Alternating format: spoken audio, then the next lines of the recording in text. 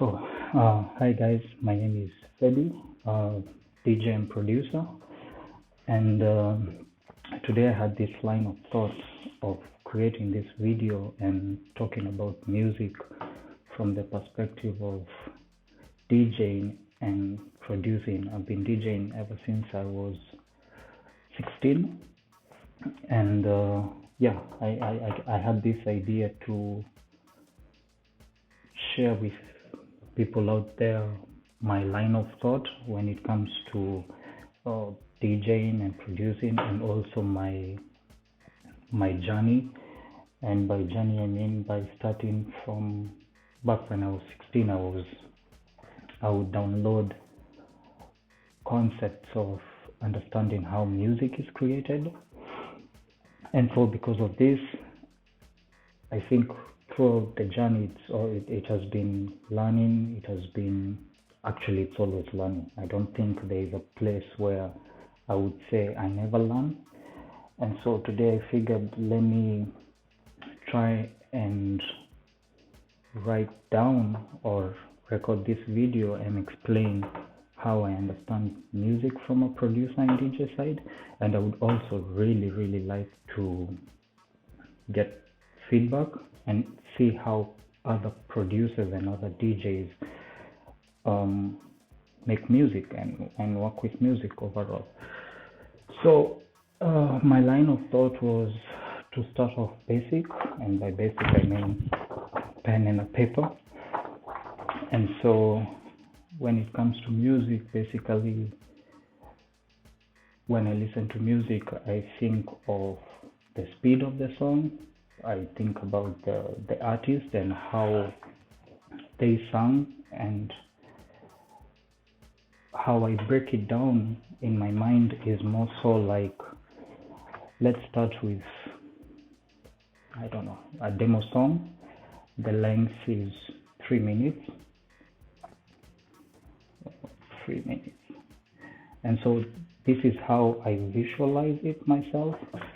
So actually, 1 second, this light is kind of too bright for this. Yeah, much better. It was actually too much in my eyes. This being 0, or the starting of the song, and would make a straight line to 3 minutes. So 0 to 3.00, and so this would be the starting and this would be the end. And in between the songs, in between the track, there are what we call the body of the song, or the structure of the song. In this case, the body would be intro, verse, chorus, outro. That's like the most basic one. And I know in between different genres the structure can vary, but let's just keep it basic and do the intro, verse, chorus, yeah. And so I would draw intro, verse, chorus, outro. So by segmenting it this way, this would be my, from here to here would be intro, here to here would be verse or chorus, depending with the structure of the song. From here to here would be the second part, which would be the, so let's do intro, verse, chorus, intro, verse, chorus. You can interchange them either way that you feel like. So from 0 to intro,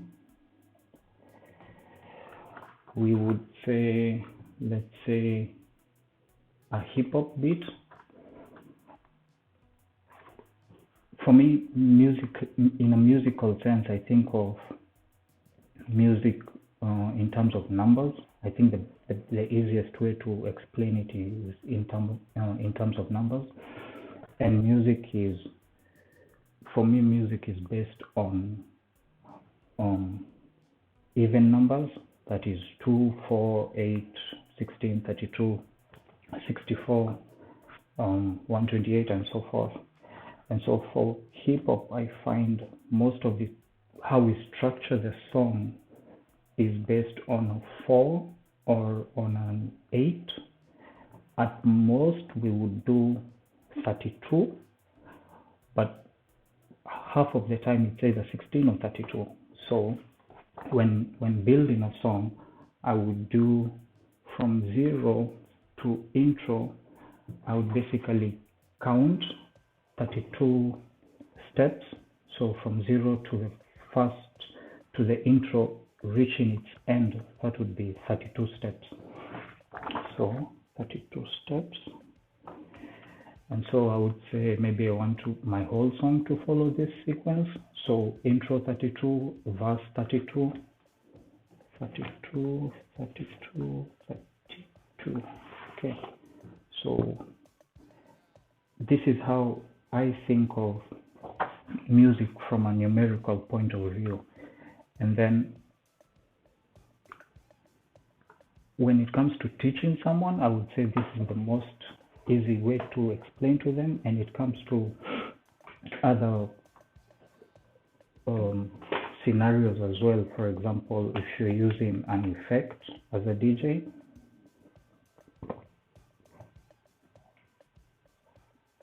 not as a DJ per se, but while DJing, I would know, like, for example, a flanger would work well with a longer number, for example 62 or 32, but if you use it on a 2 or on a 1, it wouldn't finish the sine wave and by sine wave. So by sine wave, this is how I view it. So we'll take the first segment, intro, and explore what's between 0 and the first 32. So that's the intro body of the song. And so do it this way.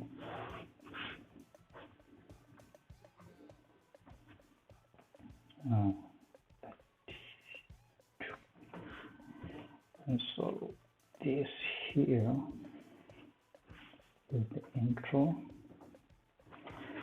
Okay, so we have let me see. Oh, by the way, I'm using OBS and I'm still trying to learn how it's working. For those who would want to know, OBS is the software that I use to record my screen and also like to be able to use the webcam. And one thing I've noticed is that it's inverting. So sometimes the video becomes inverted. So if that happens, sorry. I'll try to figure how to fix that. I think I need to make the screen in the opposite direction, but I'll figure it out. That is if it inverts to you from your perspective. So we have intro 0 to 32. In between we have 32 steps. So this would be 4, 8, 16. I'll draw stripes so you can see them. 4, 8, 16, and 32. So between 0 and 4, how would I explain this? Oh, actually, this being intro to music from a DJ side and producer side.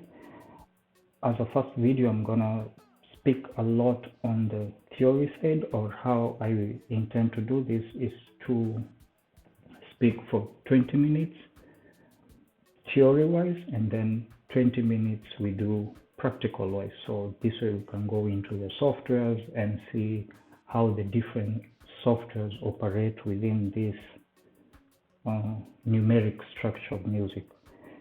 So what I'm going to do is I'm going to set a timer. Where the hell is this? Okay, clock. Timer.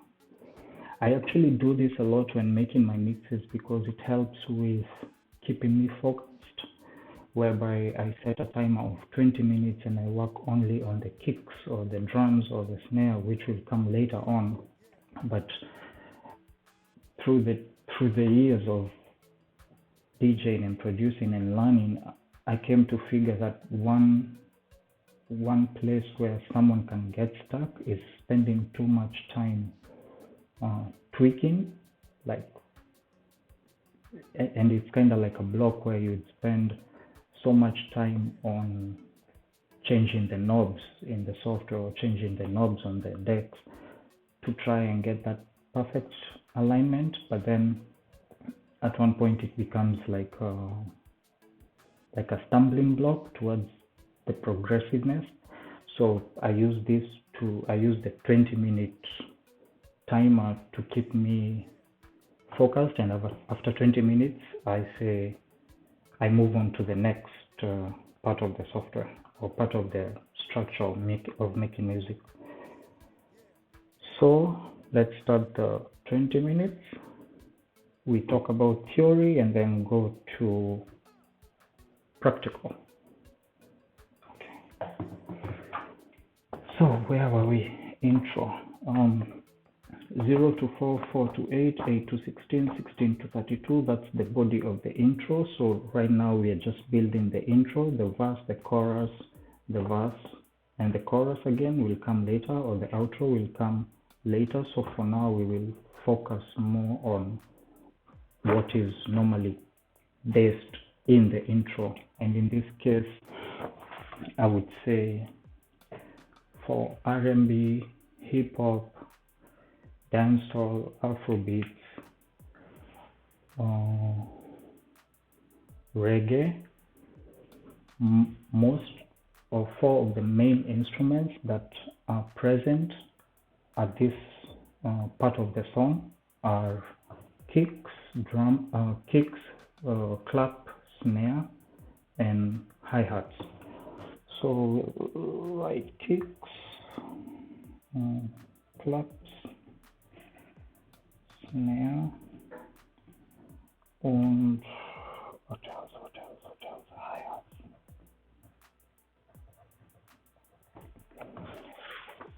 In my opinion, these would be the four elements that create an intro, and then after the intro we shall bring in a new extra element, which could be chords, which could be synthesizers, which could be any instrument that would come, and it would start at the 32 mark. Okay, so what else would I like to discuss before we go into the theory part is there are certain terms that are commonly used, that is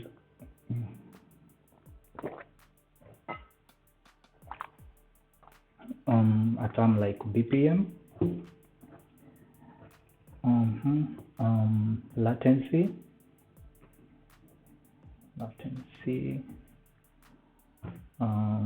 let's see what terms would be used, tempo, key,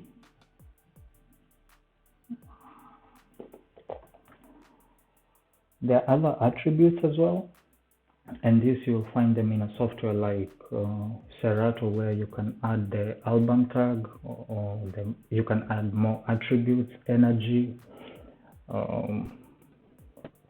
you can use date, you can use different attributes overall. I'll go into that later on, but for a basic intro, I think this would be good for us to understand. So BPM is simply beats per minute.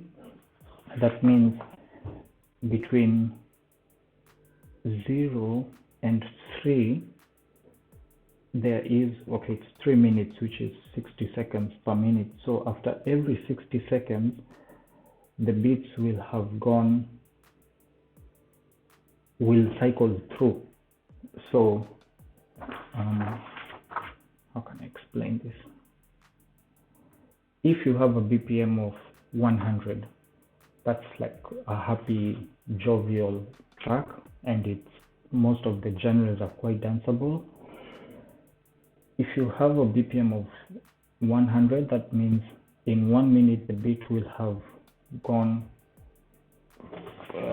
let's say 100 steps. That's the speed of the song. So if you adjust it to 105, that means in the next minute it will have gone 105 steps, which is 5 steps more than the previous first minute. So it's basically how fast the track cycles through a minute. So let's say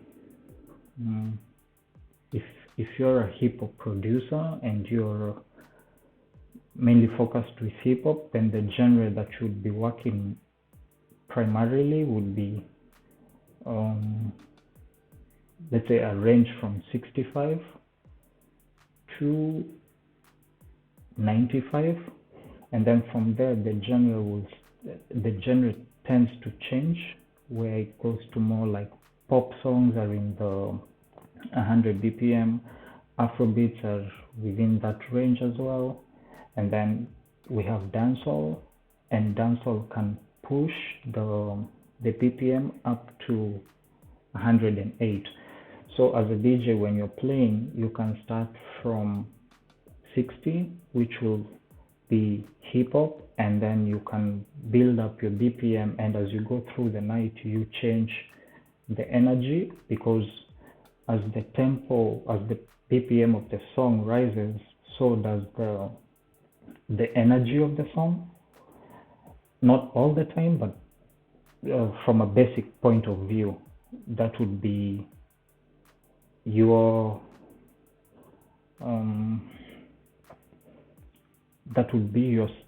your style of playing for a build-up, I would say that. So for example, for starter DJs who are starting off in nightclubs, let's say from 7 p.m. and then there's a prime DJ who comes from 11 or 12, you would generally start from a slower BPM, let's say 65 at 7, and work your way at 8 o'clock. Make sure you have, not make sure, but set up the mood to be at around 70. Then from 8 p.m. to 9 p.m. go from 70 to 80. 9 p.m. to 10 p.m. go from 80 to 90. And so when you do the 10 p.m. to 11 p.m. set, you will be at around 90 to 100. And so when the prime DJ comes in and transitions, he will be at a range of now 100 going all the way up, and here is where we have most of the songs, like the prime songs, and that's why he's playing the prime DJ sets. And so I think that's a way of looking at it when it comes to approaching BPM. And that's also from the side of, basically it's respect to other DJs to play in that format, because if I'm playing at a venue and there's a prime DJ who's supposed to play from 11 or 12, it wouldn't be so cool if I play the best song or the song that is popping at the moment. It wouldn't be cool to play that song during my set at 9 p.m. because depending with the situation, yeah, you can get people dancing, but then you have to consider like there's the whole night to go, so you kind of reserve that for the right time, which would be midnight or 1 a.m. And so yeah, that's my approach on BPM. Second thing is latency. We wouldn't be seeing latency much in the DJing perspective. We will see it on production. This has to do a lot with what you have in terms of production, and as a basic beginner video, I want this to be relatable to everyone. And so what I have here is a laptop and some Bluetooth earphones, and yeah, I will try to be as basic as possible with this, and then from there we can build up step by step and probably work our way upwards.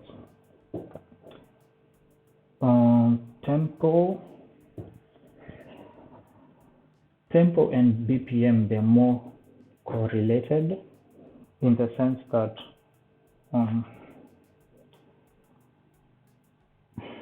how do I explain this? The tempo of the song is basically the rate at which the song is flowing or is playing, and you can adjust the tempo, but the adjustment is not permanent. So for example, when you're playing, you can move a song from 100 beats per minute to 103 or 105. This is because the song that you're transitioning to is at a speed of 105, but still you want the song that is transitioning in at 105, you would like it to slide back to 103. So you will do an adjustment of the BPM, but then on the decks that you're playing on, probably Pioneer CDJs, they have a tempo key where when you make the adjustment of the BPM, it will be a permanent adjustment, while if you switch it off, it will be a temporary adjustment. And so the song slides from 100 goes to 105 and then slides back to 103, because you do this to avoid, especially before. Now with most softwares and most decks, they have a key lock where you lock the key of the song, but back in the day this was not possible to easily lock the key of the song. It would take a lot of thinking to avoid changing the pitch of the song, and so the tempo slider helps us to be able to go from 100 to 105 and 103 and maintain the structure of the song in terms of rhythm, in terms of key, in terms of pitch, especially pitch. Okay, and then the key of the song is basically the root note, which is basically, most songs are written in different notation: D major, C major, A major, A minor, different keys. And so actually keys, we'll look into it. It's quite interesting to understand it. And I think for as good DJs,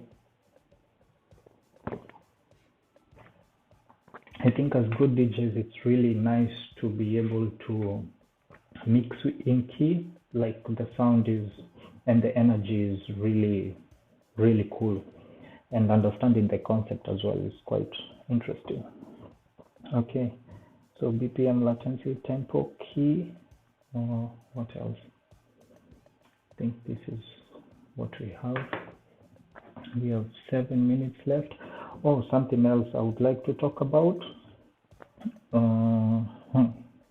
Softwares.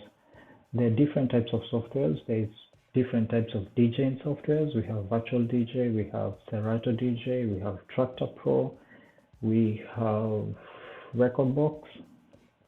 In terms of production side, we have Ableton Live, we have FL Studio, we have Studio One Pro, we have Logic Pro, we have Cubase.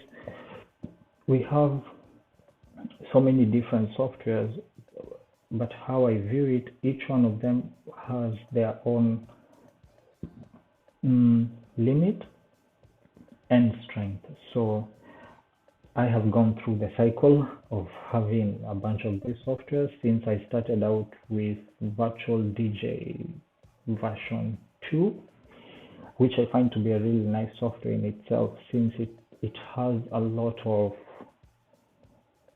if you really understand the mapping side of it, you can really tweak the computer or the laptop that you're playing on to be able to do very sophisticated tricks. That is, if you don't have decks. Like, there's some things you can do, you can tweak in virtual DJ in terms of mapping that will enable you to do the same effect or the same trick the same way you do it on CDJs. But yeah, that's a topic for another day. So virtual DJ, Serato DJ. Currently, I'm a Serato DJ user. I love the software. It's really cool in itself. I have the full version, which includes video, extra pack of effects. It has DVS support. That means I can play on turntables as well.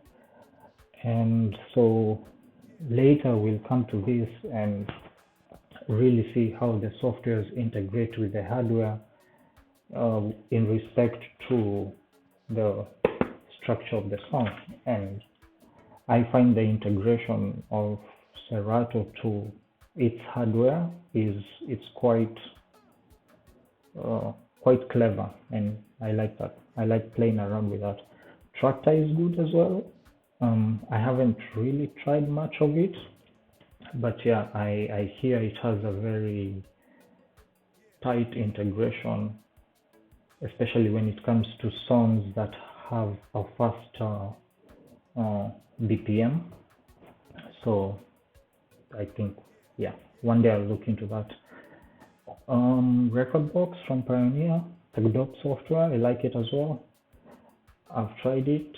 I like the integration when it comes to exporting music from your laptop when you're playing on thumb drives.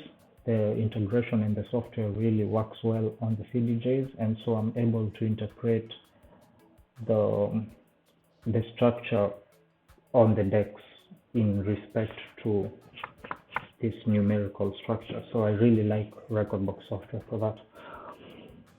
Okay, 3 minutes, and then let's see. Oh, okay. By the way, there's something I've learned about OBS which I found to be interesting. I was having trouble trying to record this myself and my screenshot. So I tried QuickTime. I was able to do the recording, but the audio wasn't coming through.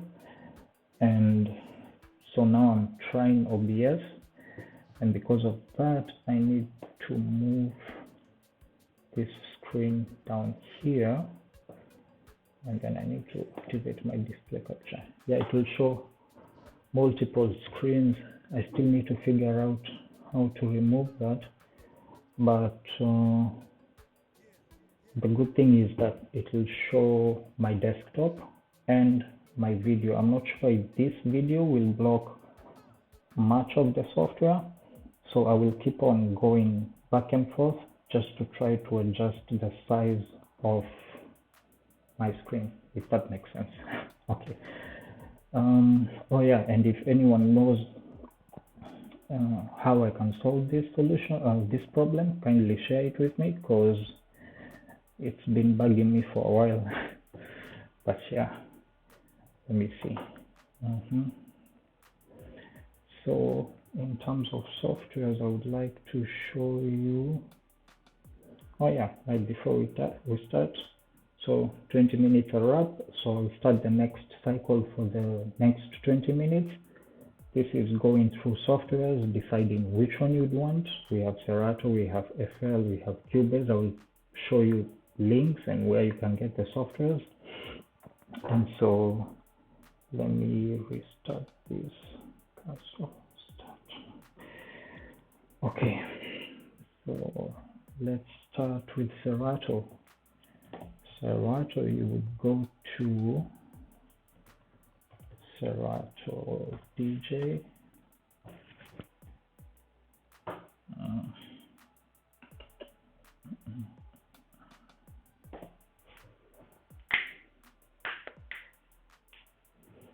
And then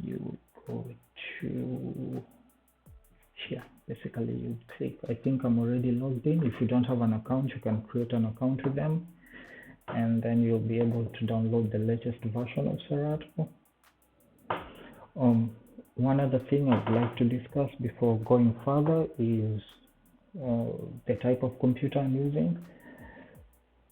In the basics of production and DJing,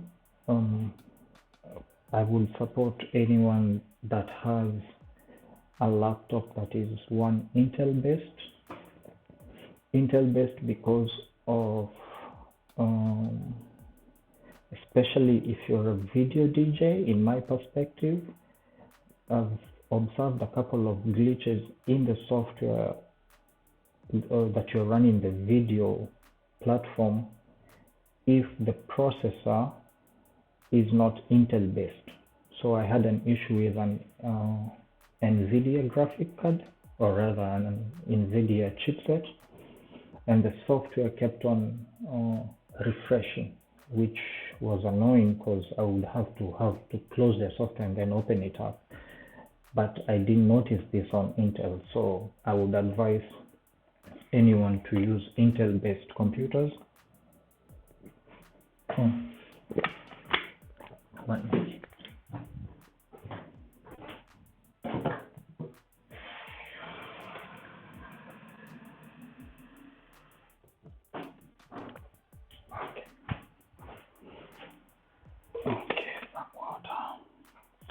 So yeah, Intel based computers. What else? My specs are currently okay. I'm doing Pro 13 mid 2012 that has a Core i5.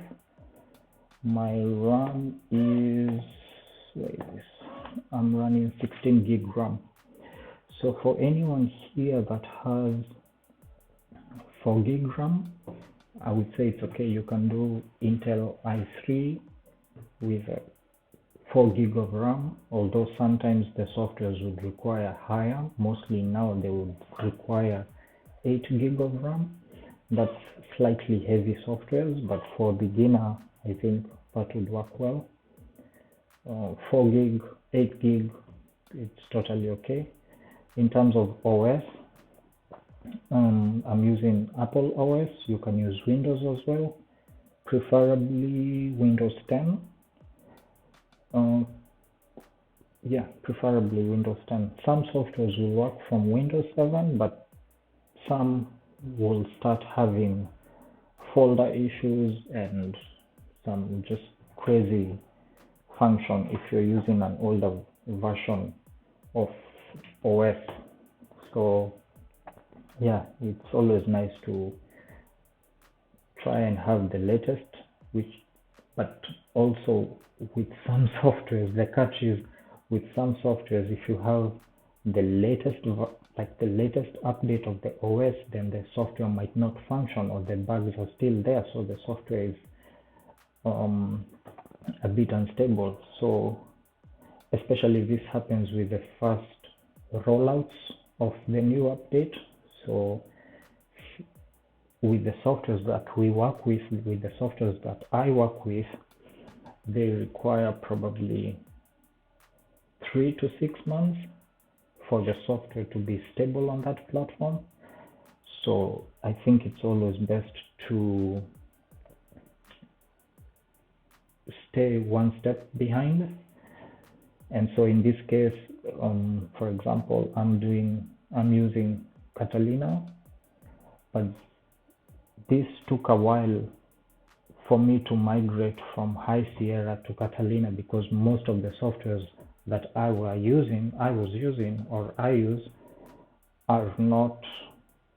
weren't working at that particular time when Catalina came out. So I had to stay on High Sierra. That's the catch basically, but it's not a big deal. But yeah, okay. So we have Serato with us. You click download, you have it downloaded. For Tractor guys, it will be the same. Tractor. It's practically Native Instruments. Oh yeah, with Native Instruments, you need to create an account with them. and it gives you a lot of, they have a lot of different products, so you just don't get an account for the tractor software, you get an account for other things that we might look into when it comes to production. So yeah, that's cool. Tractor, virtual DJ, virtual DJ, virtual.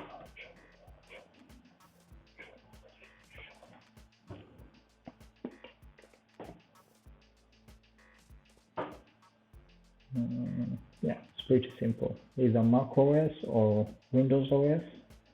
So in my case, I'll do Mac. So I have Serato, I have virtual.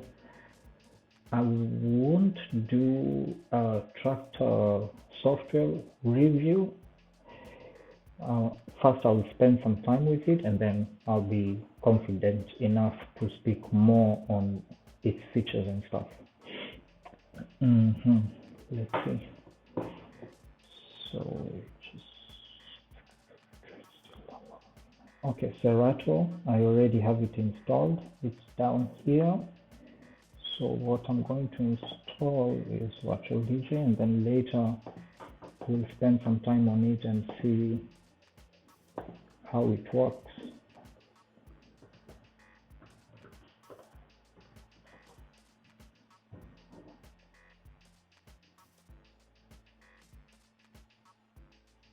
Okay.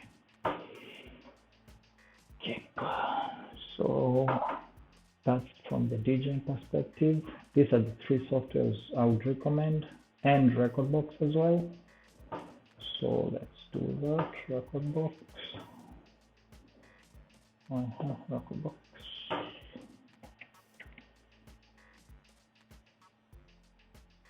think it's from here. Yeah, I believe Rekordbox are doing version 6 at the moment. So let's see how easy it is to download the software. Yeah, they're doing version 6.5.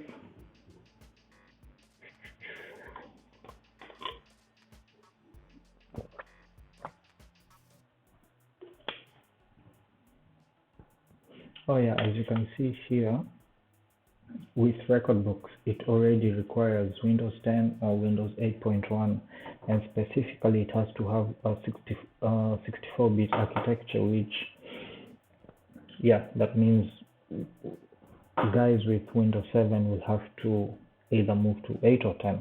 Yeah. Catalina is here, Mojave, High Sierra, so with the Mac community it's good.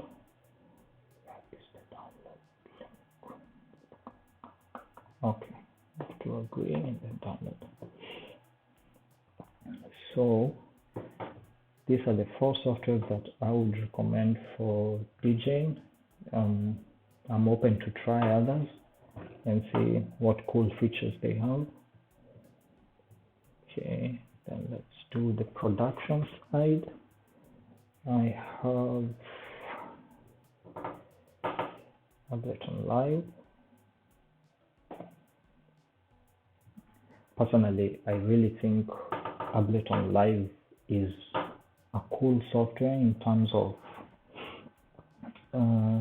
especially from a DJing perspective, where you want to experiment creating different rhythms, but you don't want to spend, or you don't want to focus on the BPM side of it. And so the algorithm in Ableton keeps everything very tightly in sync. Oh yeah, sync is another word that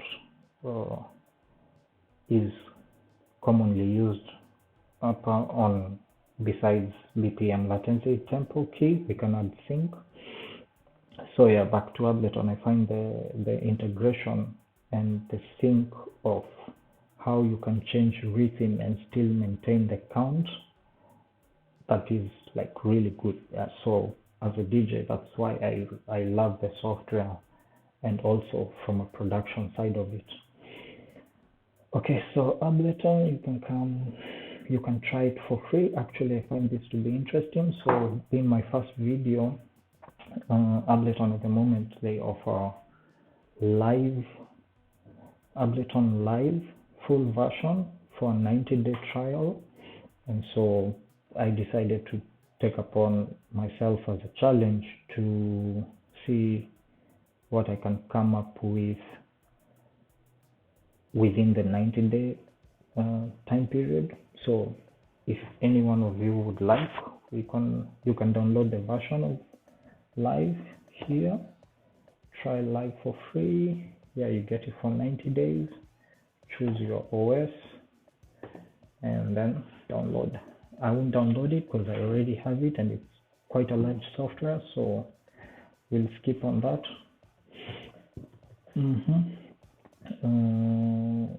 FL Studio is a nice software as well. You can try it for free. So let's see. Oh yeah, and from version 20 they now have a Mac version, which was really cool. Previously I used Windows and I really liked using FL on Windows, and when I transitioned to Mac, there wasn't a version of FL yet, and so which drove me to choosing another software, but then I ended up loving the software. But anyway, both of them are really dope, and now that FL is on OS like Apple OS, that's cool. So I have the option of playing with both softwares and being creative. So a third software, we have Ableton, we have FL.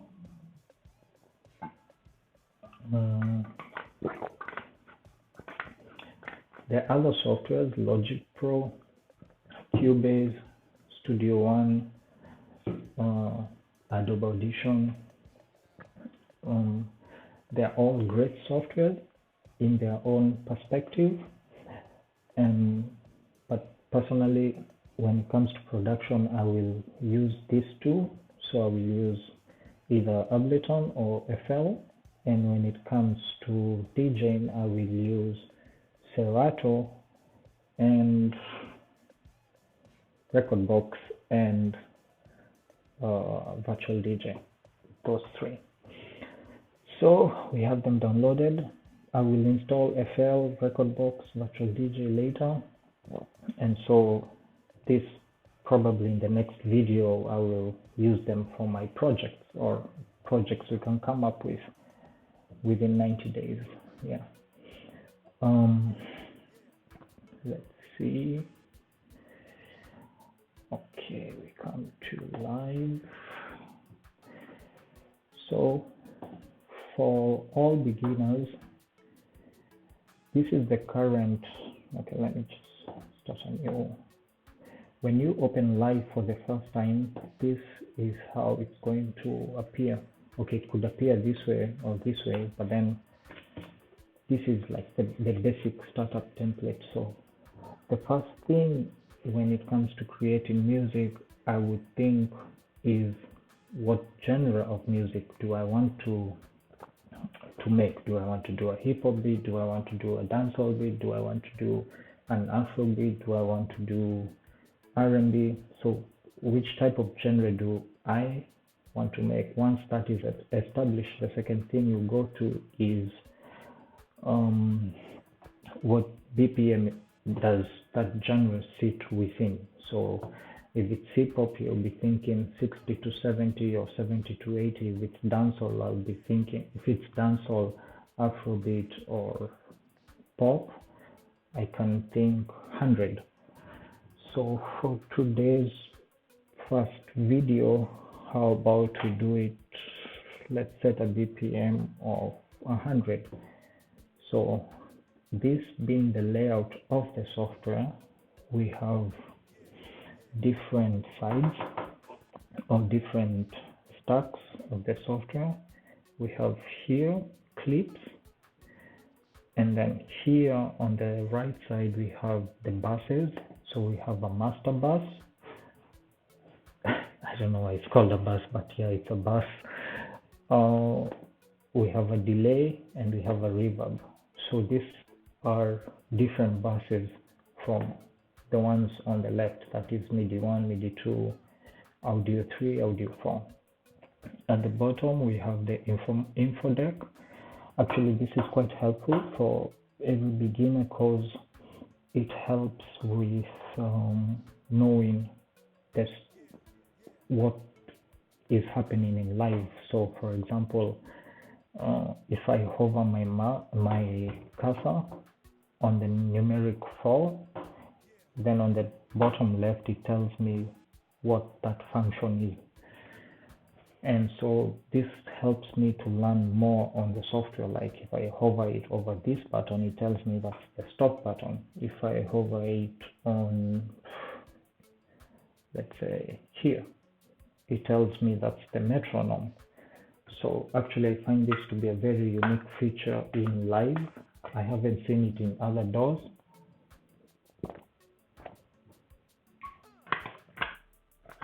But yeah, I think that's a really cool feature, which makes me like live more. Yeah, you can collapse this by clicking here, which creates more space. So you click that and it collapses. Double click. Okay, no, double click doesn't work. So yeah, on your, okay, here on the top left, we have also a collapsible stack, and so that opens your Finder view, and here you will find your files, your samples, your sounds, your your projects, your files. They are all under this collapsible stack. The bottom section will be much more active a bit later, and so here is where we see plugins. Here is where we see macros, controls for different like envelopes, pan left right, volume up down, echo, reverb, delay will be mostly displayed at this bottom section here, which is also collapsible by the bottom right there. Okay, I think that's, yeah, let's make something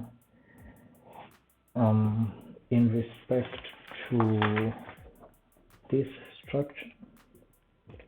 So we have 0 to 32.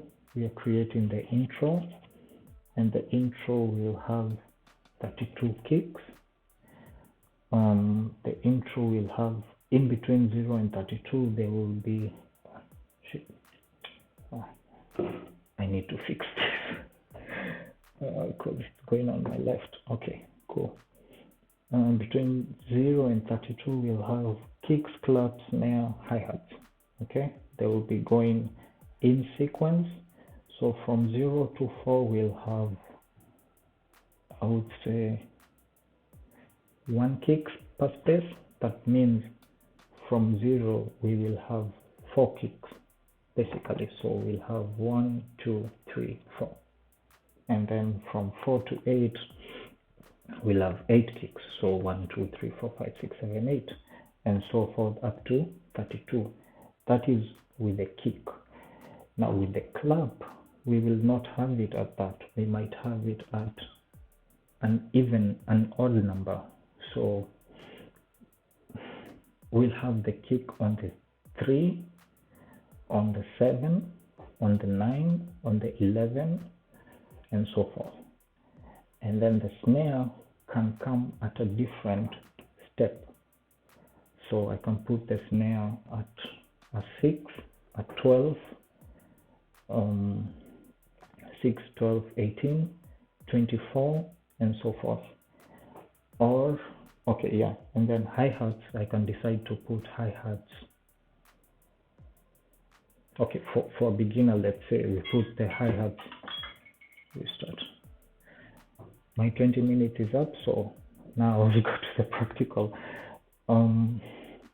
Let me just finish this line of thought. My hi-hats, I will put them all through, that means 32, but how do I explain this? Okay, I will put 32 hertz from 0 to 32. So that means 32 steps. But within each heart, I will slice it. So I will make it a half. And so in total, if you would count each heart, like each sound the heart would make, it would not be 32, it would be 64 because I've doubled it. But then it still fits within the 32 structure. So basically 32 halves, 64. Yeah. We'll see this practically. Okay. So in live, how do I do this? I come to instruments. I do a drum rack. Oops. Yeah. So I'll do that. I'll delete the audio track since I'm not using it. So I create space. And then this drum rack, I will hit Command D. So I will make 4 of them. Okay. And then the first one, if you hit Command R, you can rename it. Command R. So I will say this is a kick. Command R. We are doing clap. And then Command R. We're doing snare. Then Command R. We are doing hi-hat. Okay, so now I have 4 different slots, and then now I need to find the sound. Okay, I'm thinking.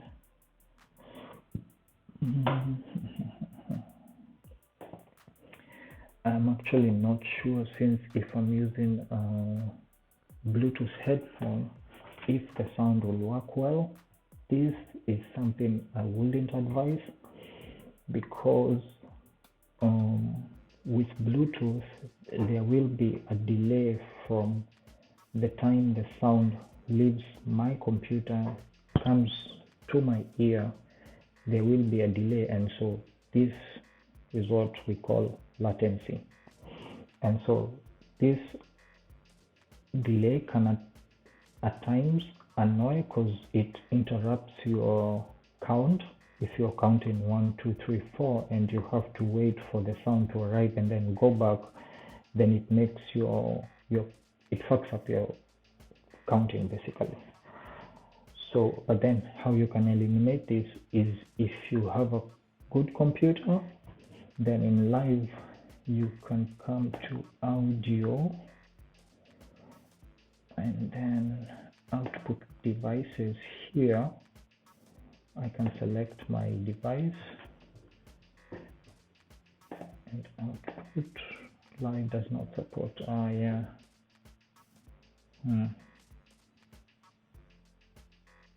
Isn't that something? Okay. So this means I have to use my headphones. So my headphones. I have to go get my headphones. I'll stop the recording and then pick up from there, where we get into Ableton Live and sounds. But what I can do at the moment, without sound, I can still build without necessarily listening into it. So let me do the basics. I will come here. I've already set my genre. My genre is pop, urban, Afrobeat. So I will set the BPM to 100. Oops.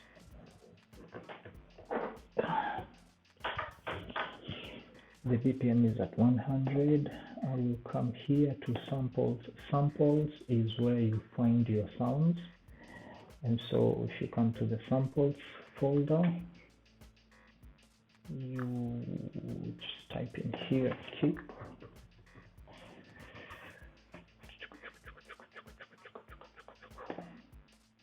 Yeah, that's a problem. I can't preview the sound since Ableton doesn't support Bluetooth, but it's funny, I've tried live with some other Bluetooth headphones and they were supported, but